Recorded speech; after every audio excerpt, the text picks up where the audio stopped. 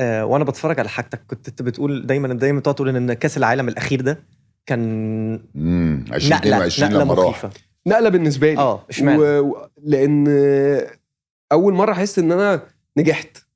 الوحيدين اللقطه الوحيده اللي هو انا كده كبرت، ان انا ابقى موجود كممثل الفيفا او قطر في كاس العالم على مدار ال4 سنين. حسيت ان هو لا، دي الشغلانه دي مهمه. انت بتعمل ايه يعني؟ معلش فهمني.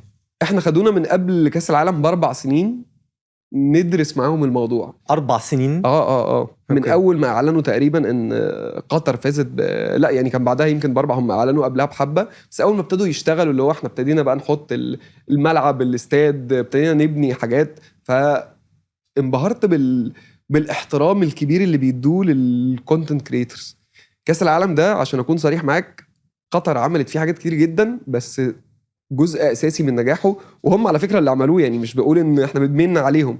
كونتنت كريتورز عملوا كاس العالم ده في كل العالم. احنا كنا قاعدين في اوتيل، ده بقى الكونكلوجن خالص في كاس العالم 2022 في الفاينل او في اللي هو الكاس العالم نفسه.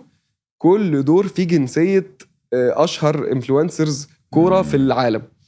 البرازيل، امريكا، مصر. انا دوري كان فيه نصوحي وابو زيد الكوير، والدور اللي بعده كان فيه بشار من السعوديه، وفي عدنان من قطر، كل دور كان فيه ناس من على مدار في بتاع مليار متابع مثلا، مليار متابع في الفندق ده، واخدينهم لنا كله عشان طلعوا كونتنت. روحوا الماتشات، مفيش حد ما بيعملش كونتنت من كاس العالم ده.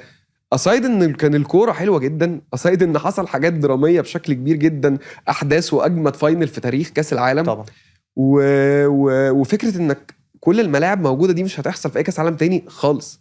انك تنزل من بيتك تروح الماتش الاول والتاني والتالت والرابع في نفس اليوم عادي جدا.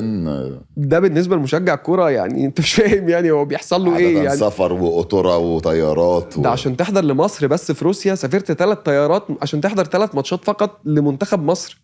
فانت النهارده اصحى اروح البرازيل، الساعه 2 اروح المانيا، و5 اروح فرنسا، وبالليل بقى امسي بالارجنتين. ايه ده؟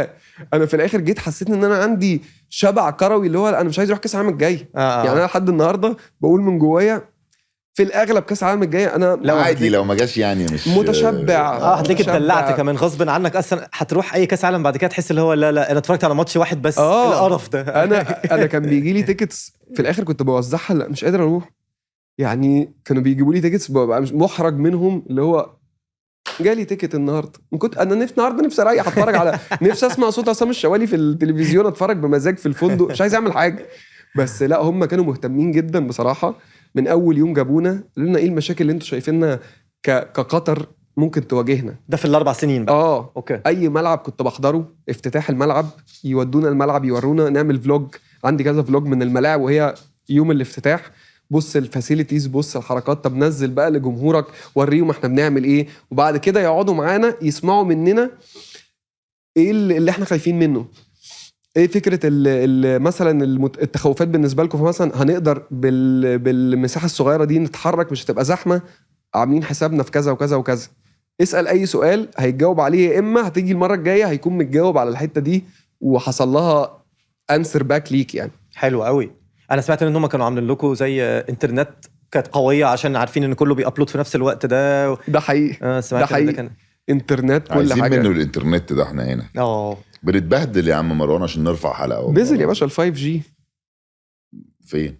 نزل في مصر. مش شغال بجد. واقع اهو، بيقول لك واقع، بيعمل لي كده. انا شغال عندي. انت ساكن فين؟ فين المكتب؟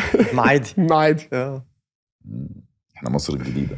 طيب تنورونا. لسه مصر الجديده ما وصلوش. تعالى ابلود عندي. الشباب اللي عايز يابلود بقى يروح عندي.